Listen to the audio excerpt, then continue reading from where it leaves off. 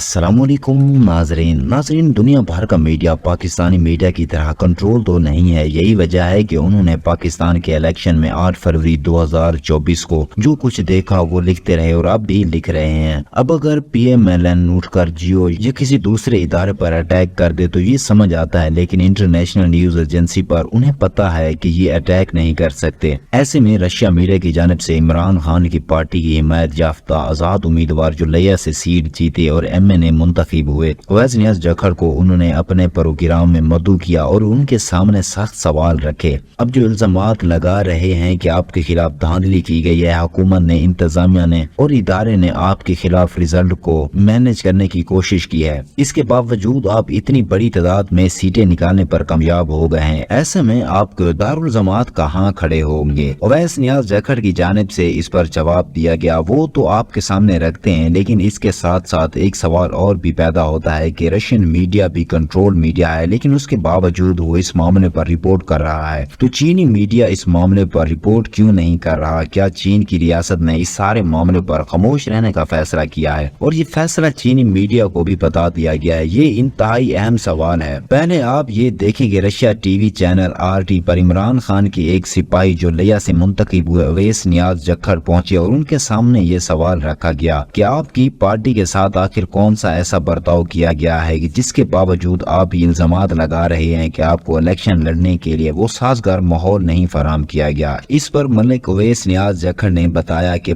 بنیادی طور پر ہماری فیس کے نمبر 170 سے 180 ہونا تھے, ہمیں اس سے آدھی سیٹیں دی گئی ہیں, باقی تمام سیٹس کو مینج کر کے ان کے رزلٹ اور ان لوگوں کے کھاتے میں ڈال دیا گیا ہے جن کے اتنے کینڈیڈیٹس بھی کھڑے نہیں ہوئے تھے. اس کی ایک بڑی مثال MQM ہے, انہوں نے شاید کراچی میں اتنی کمپین نہیں کی تھی جتنی انہیں سیٹیں دے دی گئی ہیں. اویس نیاز جکھڑ کی جانب سے کہا گیا کہ اثر الیکشن میں مینجمنٹ RO آفس میں رزلٹ بتاتے ہوئے ہوئی, جہاں سے ہمارے امیدواروں کو مار پیٹ کر کے باہر نکال دیا گیا تھا اور اس کی ویڈیو موجود ہے. عدالتوں میں ہم کیس لے کر جا رہے ہیں, وہاں بھی ہماری سنوائی نہیں ہو رہی. اویس نیاز جکھڑ نے اپنی پارٹی کا تمام بیانیہ واضح طور پر رشیا میڈیا پر سامنے رکھ دیا ہے اور اب روسی میڈیا بھی اس معاملے کے اصل حقائق کو ویسے ہی رپورٹ کر رہا ہے جیسے دیگر عالمی میڈیا کر رہا ہے, لیکن اس وقت خاموشی صرف چینی میڈیا کی طرف سے اختیار کیے ہوئے ہے. دوستوں مزید خبروں اور اپڈیٹس کے لیے دیکھتے رہیے اڑان نیوز HD.